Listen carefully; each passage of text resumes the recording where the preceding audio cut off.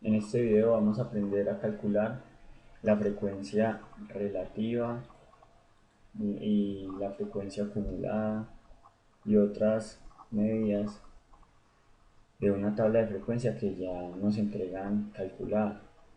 Si bien se supone que esta tabla de frecuencias pues proviene de una tabla de registros como este, por ejemplo, donde tomamos de una serie de plantas de papa que llevan un mes de sembradas. Le tomamos diferentes indicadores como la altura de la planta en centímetros, el ancho de la hoja más ancha en milímetros, cuántos tallos le crecieron y lo ubicamos por el nombre de la huerta donde está sembrada.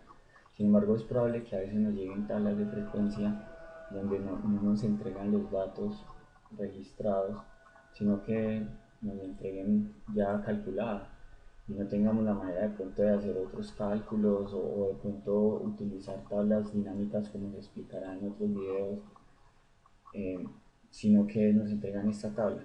Entonces vamos a calcular la tabla de frecuencias. En este caso acá no debería ser suma sino frecuencia absoluta.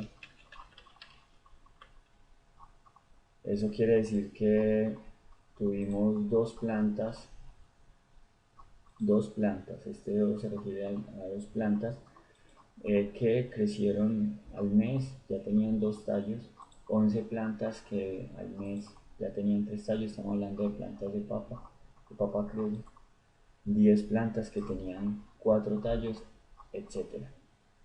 Por ejemplo, 0 plantas con 10 tallos. Entonces vamos a calcular la frecuencia relativa y calcular la frecuencia relativa consiste en finalmente calcular una suma. Podemos calcular esa suma acá.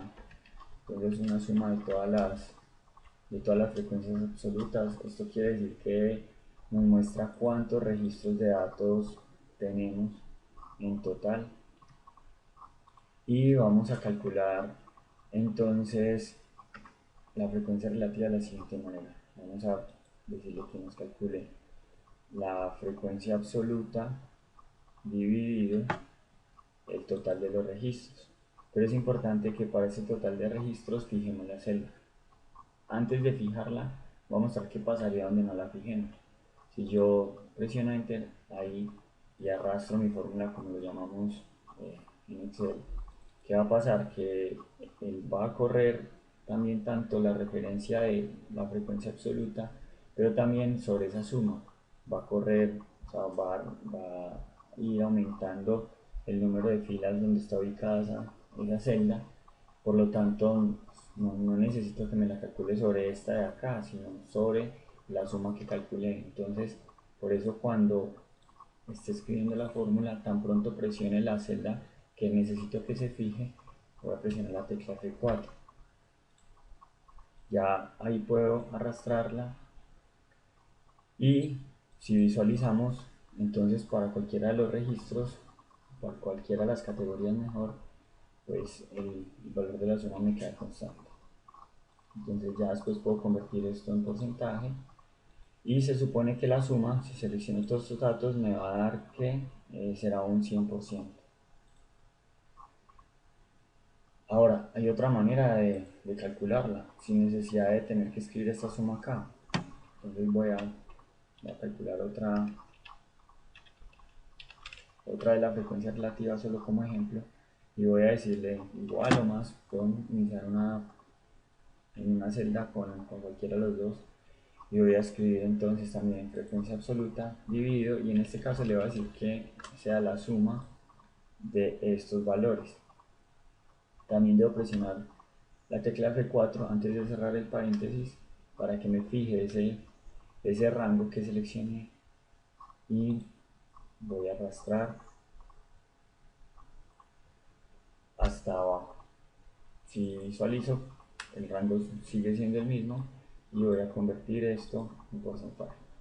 De esta manera, bueno, acá me quedó 4% porque tengo menos decimales, pero puedo aumentar o disminuir acá los decimales. De esta manera estoy calculando la frecuencia relativa de una tabla de frecuencia que me han entregado. En los siguientes videos haremos el cálculo ya de la frecuencia acumulada, miraremos otros datos interesantes para calcular en una tabla de frecuencias, principalmente cuando una variable es cuantitativa. Muchas gracias.